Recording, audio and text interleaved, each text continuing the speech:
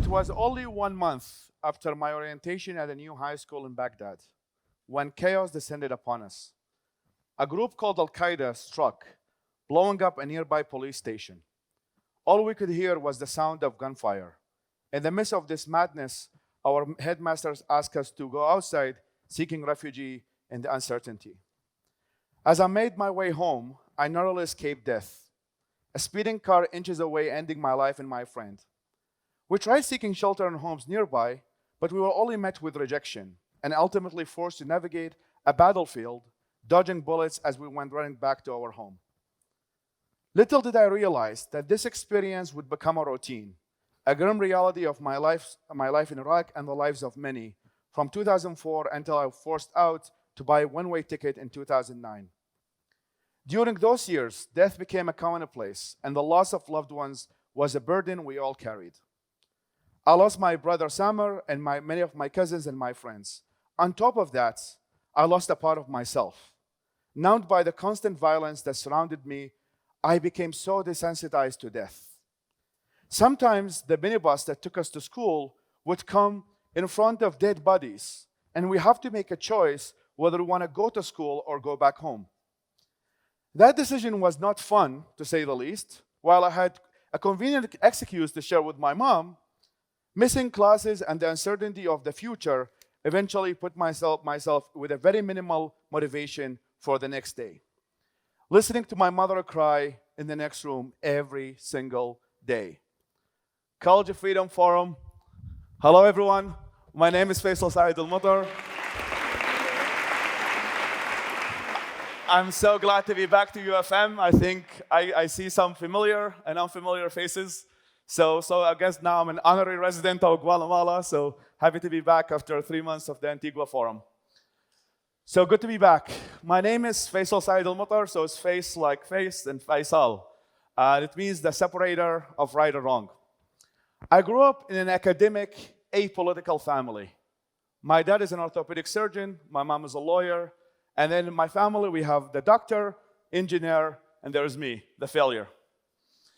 So how did I became involved in all of this?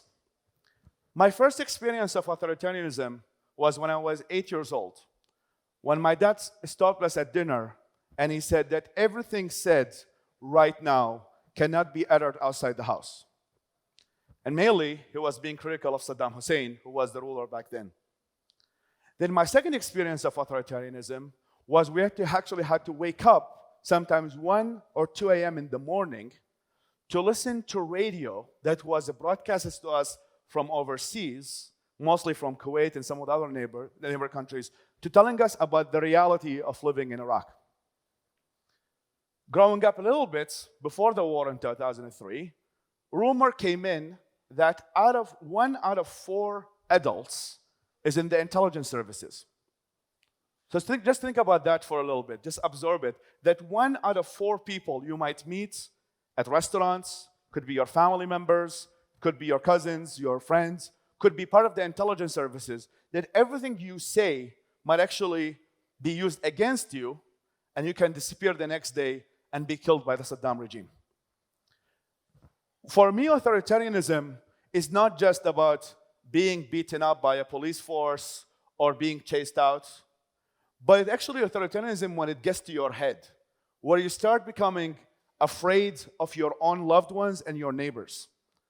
In fact, until today, I was doing a calculation a couple of weeks ago, and if you were born in Iraq in 1960, you would have experienced the Iraq-Iran war when you were 20, which is 8 years, followed by the first Gulf War, followed by the sanctions, then followed by the second Gulf War, and then the Civil War, and then ISIS.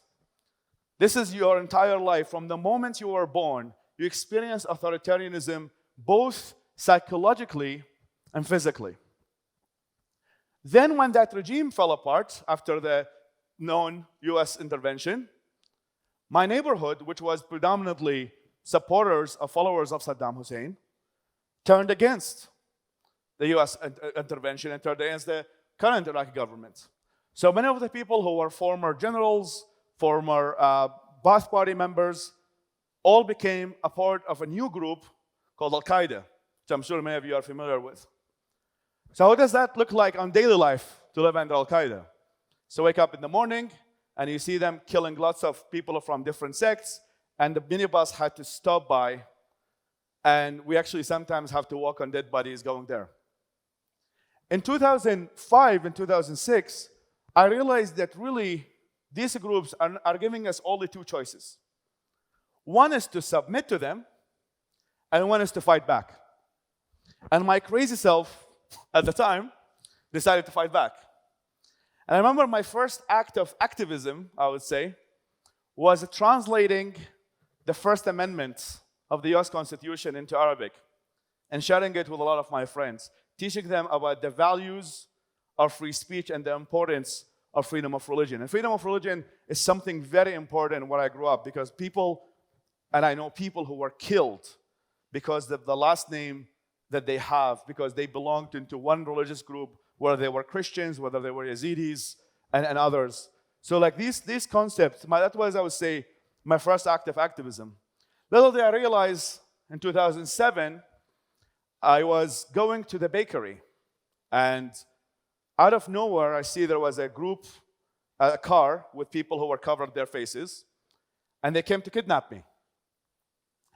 Luckily, a US Humvee was driving by, and many of these Al-Qaeda members had to head back to their car. And I remember being frozen, literally frozen, as I was experiencing this. And for about 3 to 4 minutes, I couldn't even walk. So then, after that, I realized, you know what? Even if I'm not doing anything, and they were at the time targeting and killing people who are children of academics, because my dad is one, is that I have to do something. So and after seeing constantly that people are being killed for nothing, I was like, you know what? If I'm gonna die, might as well die with dignity. So a few days later, I ended up on a death list. You wonder why. And I had to leave Iraq in 2009 on a one-way ticket to Lebanon, followed by Malaysia, and then ended up currently right now in the United States, in New York. So when I left Iraq alive, I couldn't forget about many of my friends and many of my loved ones who were killed and kidnapped. So I immediately went back to activism. And I took the action, which of translating one sentence of the US Constitution about free speech, into building the largest classical liberal organization in the Middle East, translating more than 44 million words into Arabic, Farsi, Kurdish, and Pashto. We thought that we were alone back then to adhere to the values of classical liberalism, freedom of speech, all the values we hold dear. At the moment, we have on social media 8.6 million followers all across the region. And that really tells you how much that many of the people who have lived under authoritarianism, which is mostly theocracy and the socialist, nationalist alternative, are looking for alternative narrative. And it showed that really we can actually build a global movement. I couldn't do this on myself. I met my co-founder, who's Singaporean, in Massachusetts, and she immediately connected to the power of ideas. And she immediately realized that technically, and that was, I think, what classical liberalism and freedom in general, is that you cannot bomb countries into freedom. People have to realize it themselves. And making these ideas available and accessible will actually lead a lot of people to adhere to them because they work. And that's the great idea, the amazing things about classical liberalism, whether it's going from the free minds all the way to free markets. This is a dramatic picture of finally going back to Iraq after 13 years of exile. And I had to go back, I went back to the northern parts of Iraq. It's called Erbil, the Kurdistan region of Iraq, and where we opened our first office. And the great thing about the follow-up of now we're turning 7 years at Ideas Beyond Borders is that many of the people that we have inspired through translating John Stuart Mill or Hayek or many of the ideas we hold dear here, many of them started to start businesses and want to actually take action on the values. So we started a program called the Innovation Hub, which is, by the way, thanks to the Antigua Forum, to a shout out to UFM, in which we're actually transferring the Innovation Hub from a grant system to an equity system where we actually start investing in the future of the region. So I'm going to leave you with this message, because I know many of you here are students, and especially people who live in free societies, defend it. For those of us who were living in authoritarianism, we didn't know what the freedom looks like. We had to imagine what a freedom looks like. We had to go to the internet to know what a freedom looks like. And make sure that those of us who now live in a free society, such as myself, and that's the reason why I'm active and I give these speeches and go around the world talking about them, is to make sure that free societies don't end up slipping authoritarianism. Some of the reason is selfish, because I have nowhere else to go. So if the West becomes less free or becomes authoritarian as the countries I came from, then nowhere else for us to go. So as for those of you who are young and students, think about the minimal viable product. Think about what is the least you can do for freedom. Form a community, be able to do action. And my organization, Ideas Beyond Borders, is always there for you.